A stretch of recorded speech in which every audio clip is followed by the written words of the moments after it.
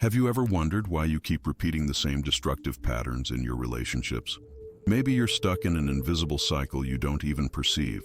Look at yourself right now, reading these words while a part of you feels that uneasiness, that gut feeling that something isn't right in your love life. It's no coincidence you've come this far, brother. The universe is conspiring to show you a truth many prefer to ignore. Her past can be the ticking time bomb that destroys everything you try to build. If that just sent a chill down your spine, hit like right now, because what I'm about to reveal today could save not only your current relationship, but your entire future emotional life.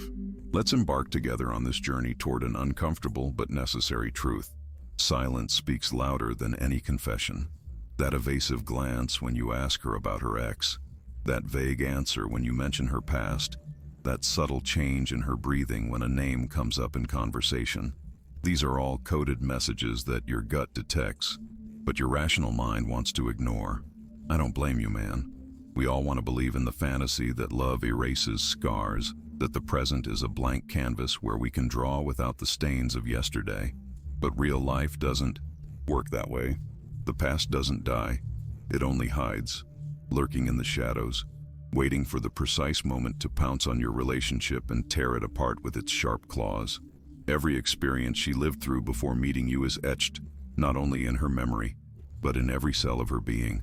Her past decisions, the people she was with, the wounds inflicted upon her, and those she caused, all of it forms a hidden map that determines where she'll go with you. Let me ask you something. Do you really know the woman sleeping beside you? I don't mean her tastes, her favorite color, or her preferred food. I'm talking about knowing her emotional history, the invisible battles she fought before you, the patterns that repeat in her life like an endless echo. Many men live in a bubble of illusion, believing that present love can erase any trace of the past. They're wrong. There's a Mexican saying, "A tree that grows crooked will never straighten its trunk." People are no different. Our early experiences mold who we are, how we love, what we seek, and most importantly, how we sabotage the good things that come into our lives. A woman who has normalized emotional chaos will seek to recreate it with you, even if she consciously says she wants peace. A woman who learned that love hurts will continue to cause that pain, because it's the only language of love she understands. It's no coincidence you feel confused by contradictory behaviors. One day she loves you intensely, and the next she seems like a stranger. One moment she seeks closeness, and the next she puts up invisible walls. It's not bipolarity, brother. It's the ghosts of her past dancing between you, occupying space that should only be for two. Every past disappointment, every betrayal, every abandonment, they are uninvited tenants in your current relationship. Most men ignore these signs, lulled by initial passion or the fear of being alone. They tell themselves, this time will be different, that she's changed, that the past is behind her. But reality, that relentless teacher, always ends up showing you that you were wrong. And when it does, the price to pay is often devastating. Lost years, wasted resources, emotional wounds that will take time to heal, if they ever do. And here's the kicker. The more you ignore these signs, the more power you give them. Every time you minimize a red flag, every time you justify toxic behavior, every time you forgive without true change, you're feeding the monster that will eventually devour your relationship. The problem isn't that she has a past. We all do. The real danger is that her past is still alive, dictating the present and hijacking the future you could build together. Patterns never lie, even if words do. When she tells you her story, pay attention not only to what she says, but to how she says it, to what she omits, to the subtle inconsistencies that reveal a deeper truth. Women with problematic pasts have perfected the art of rewriting their narrative, presenting themselves as victims when they were executioners, minimizing their mistakes, exaggerating the faults of others. Listen carefully when she talks about her ex-partners. If all of them are crazy, toxic, psychopaths, doesn't it seem strange that she consistently chose such damaging people? The constant in all those failed relationships is her. What role did she really play? What patterns did she repeat again and again? How her previous relationships ended is a prophecy for how yours might end. The problem isn't just what she went through, but what she learned from those experiences. Because contrary to popular belief, suffering doesn't always make us better people. Sometimes it only teaches us to build higher walls, to distrust more deeply, to manipulate more skillfully to protect ourselves. A woman who is cheated on can develop an insecurity so toxic that it will end up suffocating any future relationship with irrational jealousy and obsessive control. There are scars that never fully heal, traumas that become part of one's personality. A childhood with an absent father can create a woman who constantly tests your love by threatening to leave you. A history of abuse can manifest as an inability to set healthy boundaries, oscillating between total submission and defensive aggression. A promiscuous youth may have left an inability to value exclusive intimacy, to find meaning in what is sacred to you. I'm not saying people can't change. Of course they can. But true change is painfully rare and requires a level of self-awareness, courage, and personal work that few people are willing to undertake. It requires confronting one's own demons, recognizing destructive patterns, taking responsibility for decisions made, and above all, it requires time, a lot of time. Not the months you've known her, but years of conscious effort. The sad reality is that most people prefer the comfort of their known patterns, even if they are harmful, to the uncertainty of true change. It's easier to find new partners than to reprogram one's own emotional operating system. It's simpler to blame others than to look into the mirror of the soul and acknowledge one's own shadows. Look at her friendships, her close circle. The people she chooses to keep close are a reflection of her inner values. If her friends celebrate toxic behaviors, justify infidelities, normalize constant drama, do you really believe she's that different? We become the average of the 5 people we spend the most time with. Her social circle is a window into parts of her that she may not have shown you yet. Also observe her relationship with her family. The relational patterns she learned at home are the same ones she will unconsciously recreate with you. If she normalizes verbal abuse because that's how she gets along with her father, she'll eventually normalize speaking to you the same way. If she justifies her mother's infidelities, she has internalized that loyalty is negotiable. If she allows disrespect from her siblings, she has a tolerance threshold for mistreatment that will sooner or later manifest in what she accepts from you and how she treats you. Emotional addictions are as real as chemical ones, and much harder to detect. A woman addicted to drama will turn peace into boredom, stability into monotony. She'll create crises out of nowhere because the adrenaline of conflict is her preferred drug. The cycle of fighting and reconciliation releases chemicals in the brain that create dependency. If her past is full of turbulent relationships, don't expect her to suddenly value the serenity you offer her. Unresolved traumas are ticking time bombs in any relationship. One day, without warning, a word, a gesture, and seemingly innocuous situation will trigger a disproportionate reaction that will leave you confused and hurt. It's not personal against you. It's her past speaking, screaming through her. But the damage to you will be just as real, just as painful. There's a psychological phenomenon called repetition compulsion, where people unconsciously recreate traumatic situations, this time seeking a different outcome. If she had an absent father, she might be constantly testing you, pushing you to the limit to see if you'll abandon her too. If she was cheated on, she might provoke your infidelity to confirm her belief that all men are the same. These are unconscious mechanisms, but devastatingly effective at sabotaging the good that comes into her life. Sex, that intimate language between two people, also reveals past scars. A sexuality marked by negative experiences can manifest as frigidity, as using sex to manipulate and control, as dissociation during the act where her body is present, but her mind has flown far away, or worse, as an addiction where sex has divorced itself from emotional intimacy, becoming a mechanical act that fills a momentary void, but leaves an even deeper loneliness afterward. Financial patterns also speak volumes. A woman who has used her attractiveness for other men to solve her financial problems will probably expect the same from you. Observe how she handles her money, how she talks about yours, what expectations she has for the lifestyle a relationship should provide her. If her pattern has been to financially drain her previous partners, you won't be the exception, no matter how independent she initially appears. The way she processes conflicts is another crucial indicator. Does she take her share of responsibility, or is she always the victim? Does she seek solutions or wallow in the problem? Does she truly forgive? Or does she hold grudges that she brings up in every new argument? The way she has handled her past crises is exactly how she will handle crises with you.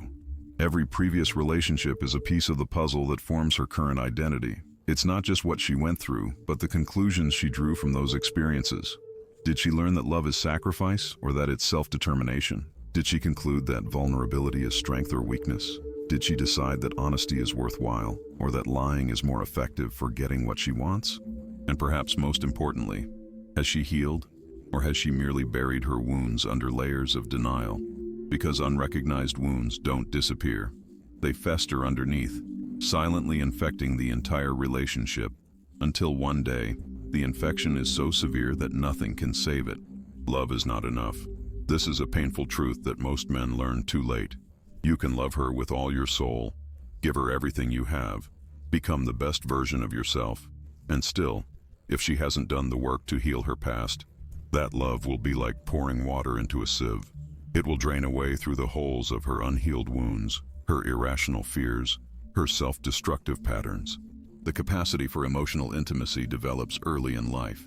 If she grew up in an environment where vulnerability was punished, where expressing emotions was seen as weakness, where love was conditioned on behavior, her capacity to connect deeply, to let herself be seen in her entirety, to love without reservations, will be severely limited. It's not just about the men who have passed through her life, but all the significant figures who have shaped her conception of love and relationships. Her father was the first man who taught her what to expect from men. Her mother showed her how a woman should behave in a relationship. The dynamics she observed between them became her unconscious blueprint for what is normal in love. If she normalized disrespect, verbal abuse, infidelity, emotional manipulation, those will be the waters in which she comfortably navigates, no matter how murky they are. Stability, mutual respect, honest communication can feel strangely uncomfortable, even threatening, because what is familiar, even if toxic, provides a sense of security that the healthy but unknown cannot immediately offer. Some women carry their exes like invisible ghosts into every new relationship. They constantly compare, measuring your every action against the standard of someone who is no longer there. My ex used to take me to more luxurious places. My ex understood my needs better. My ex would never make that mistake. These are phrases that reveal they have emotionally never closed those chapters, that they remain tied to relationships that physically ended but psychologically continue to live on. Others carry their exes like weapons they unsheath in every argument. They use the past as emotional blackmail, as a form of manipulation. That's why my ex treated me badly, because he also noticed this flaw in me. I see you're just like everyone else. I knew this would happen, it's always the same. These are ways to avoid current responsibility, to divert attention from real problems, to victimize themselves to gain power in the dynamic. Emotional dependency is another giant red flag. If her identity has always been fused with that of her partner's, if she doesn't know who she is outside of a relationship, if she jumps from one man to another without taking time to process, to grow, to rediscover herself, then you're not a partner. You're a lifeline she clings to so as not to drown in the ocean of her own existential void. How her previous relationships ended is perhaps the most powerful indicator of all. Does she maintain contact with her exes? Does she speak of them with respect despite the pain she may have felt? Does she take her share of responsibility in the failures? Or were they always the only ones to blame? The maturity with which she has processed her endings reveals the maturity with which she will face the inevitable challenges that will arise with you. Because this is a universal truth. Problems will come. Crises will knock on the door of your relationship. And when they do, she won't respond with the strategies you've taught her in the few months or years you've been together. She'll respond with the emotional tools she has developed throughout her entire life, with the defense mechanisms that have worked for her before, with the patterns that are burned into her nervous system. Ignoring these realities doesn't make them disappear. It only guarantees that they will hit you harder when they finally emerge. And they will emerge.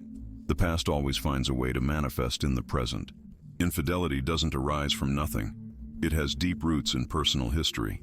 A woman who has been unfaithful in previous relationships has normalized betrayal as a valid response to dissatisfaction, boredom, insecurity. She has developed the ability to compartmentalize, to justify, to lie while looking you in the eyes. These abilities don't magically disappear because you are different. A history of infidelity is one of the most reliable indicators of future behavior. Not because people can't change, but because infidelity is rarely confronted at the deep level necessary for true change. It's justified, minimized, attributed to external circumstances. He neglected me. I was going through a bad time. It was just a mistake.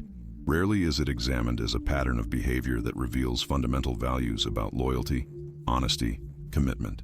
Undiagnosed personality disorders are more common than you think. Narcissism, borderline personality disorder, sociopathic tendencies can remain hidden during the initial phase of a relationship, masked by charm, passion, the idealized image they project.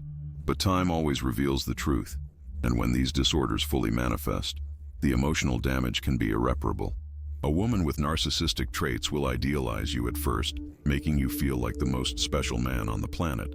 But eventually, when you can't maintain the perfect image she projected onto you, when you show your inevitable human imperfections, the devaluation will be brutal, and nothing you do will be enough to regain that initial pedestal, because it was never real.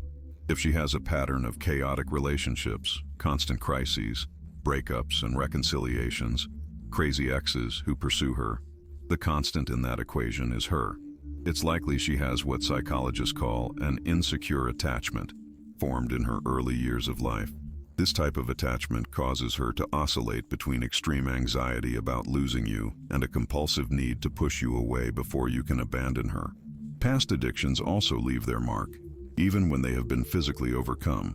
Alcohol, drugs, compulsive sex, even behavioral addictions like gambling or uncontrolled shopping alter brain chemistry, reward circuits, the ability to regulate emotions. A person in recovery deserves respect, but you must also understand that the battle never fully ends, that moments of stress can reactivate old patterns, that the tendency toward avoidance, toward the pursuit of immediate pleasure, toward impulsivity remains as a latent shadow.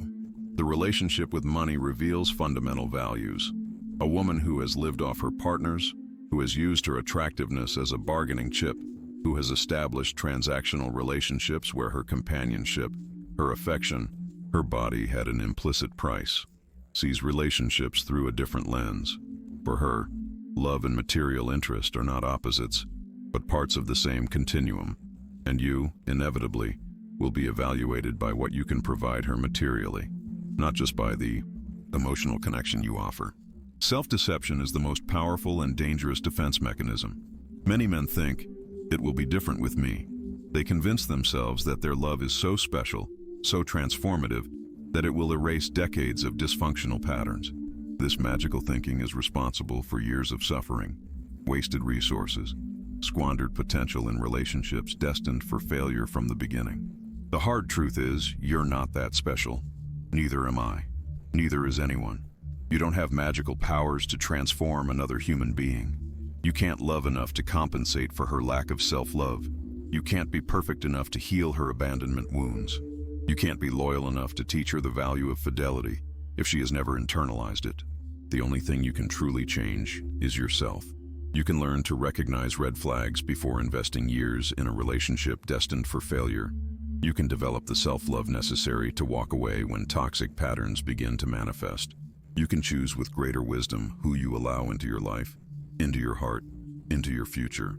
Her past doesn't have to ruin your future, but it will if you ignore its lessons, if you minimize its warnings, if you allow desire to cloud your judgment.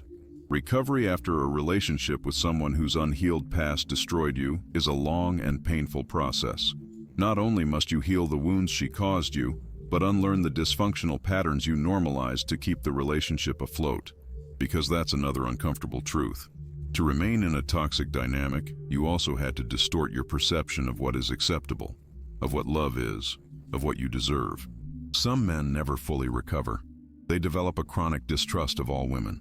They project the traumas of one relationship onto the next, sabotaging potential healthy connections because they're expecting the betrayal, the abandonment, the pain they experienced before. They become the male version of what we're analyzing. People whose unhealed past ruins their future. Others go to the opposite extreme. They become extremely permissive, erase their boundaries, accept increasingly toxic behaviors, because their internal compass of what is healthy is completely misconfigured. They have normalized chaos so much that peace seems suspicious to them. Respect feels boring. Mature love tastes bland compared to the emotional roller coaster they've become addicted to. Codependency is a common trap. You start the relationship believing you can save her and end up needing to save her to feel valuable. Your sense of identity, purpose, self-worth merges with your ability to solve her problems, to contain her crises, to be her rock in the midst of the storm. And when you eventually realize that you cannot save her from herself, the feeling of failure, of powerlessness, of loss of purpose can be overwhelming. The patterns you don't recognize are destined to repeat.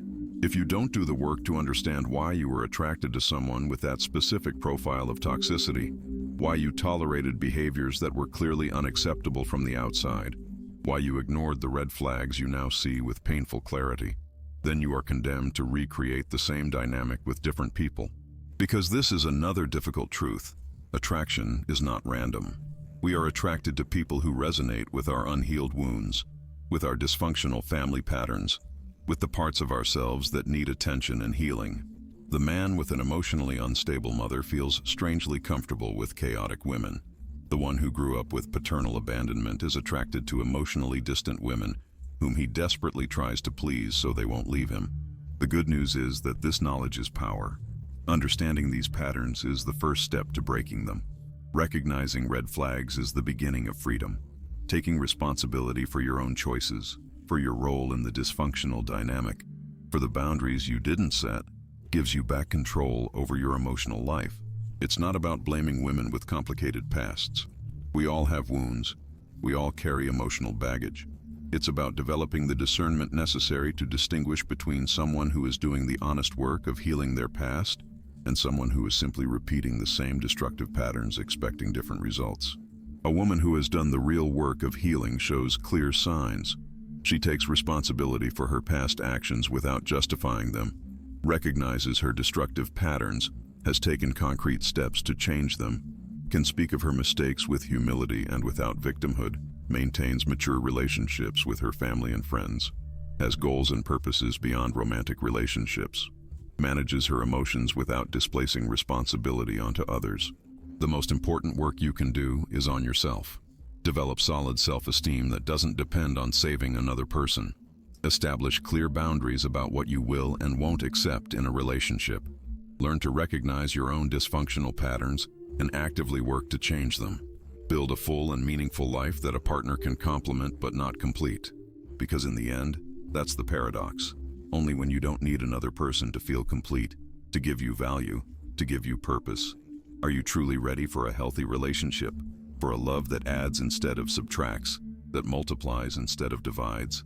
And only then will you be able to attract someone who has also done that work, who brings to the relationship not a past that will ruin your future, but a conscious present with which to build a shared future. Her past can ruin your future, or it can be the lesson that leads you to a better future than you ever imagined. The choice, in the end, has always been yours. You stand before the mirror of destiny, a scalpel in your hand and the naked truth before you. What you decide to do now will determine whether you'll be the architect of your own liberation or the gravedigger of your possibilities. This isn't the end of the road, but merely the beginning of your awakening. Men who ignore these signs end up trapped in emotional labyrinths from which few manage to escape with their souls intact. Will you continue to allow her unhealed past to build the invisible walls that imprison you? Or will you have the courage to listen to that inner whisper you always knew was true, even if you refuse to accept it? Time is running out. The clock is ticking, and every postponed decision is one more chain binding you to a future you didn't consciously choose. I know there's a part of you that resists, that wants to believe in fairy tales, that clings to the idea that love can conquer all. But listen to what your instinct has been silently screaming at you. You deserve more. You are more.